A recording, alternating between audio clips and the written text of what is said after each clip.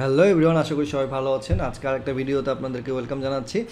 আজকের ভিডিওটাতে আমরা দেখব যে কীভাবে আসলে আমাদের ডোমেইনের নেম সার্ভারটা চেঞ্জ করা যায়। কারণ অনেকেই আমরা আছি যারা ডোমেইন কেনার পরে, হোস্টিং কেনার পরে আসলে যে ডোমেইন আর হোস্টিংয়ের নেম সার্ভার যোগ করে ডোমেইনটাকে হোস্টিংয়ের সাথে কানেক্ট করতে হয়, এই বিষয়টা আমরা জানি না। তো আমরা আজকে দেখব যে আসলে কীভাবে ডোমেইনের সাথে হোস্টিংটা কানেক্ট করা যায় বা নেম সার্ভার কীভাবে চেঞ্জ করা যায়। ওকে, সো আমি চলে যাচ্ছি ডায়নাহোস্টের অ্যাকাউন্টে, বিকজ আমার ডোমেইনটা ডায়নাহোস্ট থেকে কেনা।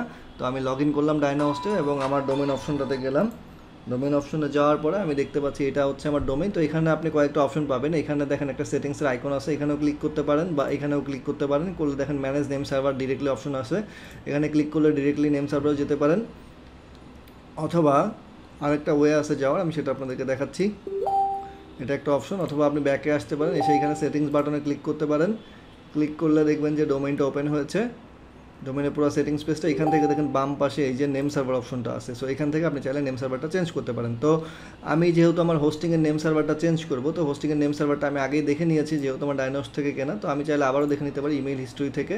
ইমেল হিস্ট্রিতে গেলাম, এখান থেকে দেখেন আমার cPanel লগ ইন ইনফরমেশন দেখলাম। এখান থেকে আমি নিচে এসে আমার এই যে নেম সার্ভারটা আমি দেখে নিয়েছি এখানে। তো এই নেম সার্ভারটা আমি সেট করবো। তো আমি আবার ব্যাকে চলে যাই।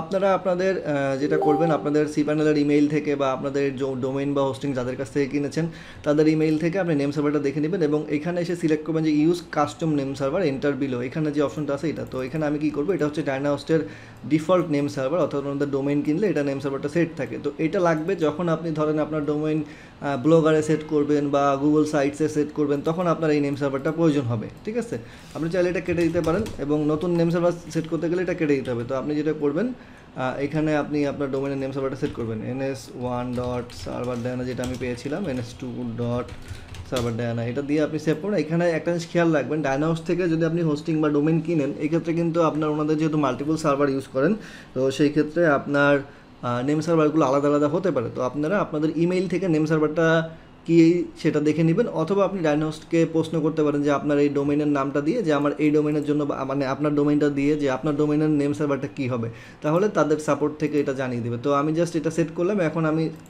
চেঞ্জ নেম সার্ভার দিলেই এটা সেট হয়ে যাবে এবং এটা খুবই ইজি একটা প্রসেস।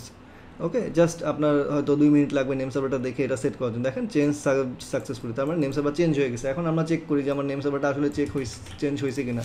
তো এইটা চেঞ্জ করার জন্য আমি দুইটা অপশনে যেতে পারি। আমি গেলাম এখানে, যাওয়ার পরে who's name server who's dns.xyz, এখানে দিয়ে আমি সার্চে ক্লিক করলাম। ক্লিক করার পরে দেখি যে আমার নেম সার্ভারটা চেঞ্জ হয়ে গেছে কিনা। হ্যাঁ, এটা আমি দেখতে পাচ্ছি যে নেম সার্ভারটা চেঞ্জ হয়ে গেছে। তো এটা হচ্ছে একটা রিয়েল টাইম হুইজ চেকার, যে আপনার নেম সার্ভার চেঞ্জ হয়েছে কিনা এটা দেখার জন্য। তো আপনি চাইলে এখান থেকে নেম সার্ভারটা চেঞ্জ করতে পারেন, প্লাস হচ্ছে এইভাবে আপনি দেখে নিতে পারেন যে নেম সার্ভারটা চেঞ্জ হয়েছে কিনা। তো আজকের ভিডিও এটাই ছিল। এরপর যদি আপনাদের অন্য কোনো ভিডিও লাগে বা প্রয়োজন হয়, কাইন্ডলি আমাদেরকে জানাবেন কমেন্ট করে, আমরা চেষ্টা করবো নতুন ভিডিওগুলো দেওয়ার জন্য। অসংখ্য ধন্যবাদ সবাইকে দেখার জন্য, ভালো থাকবেন।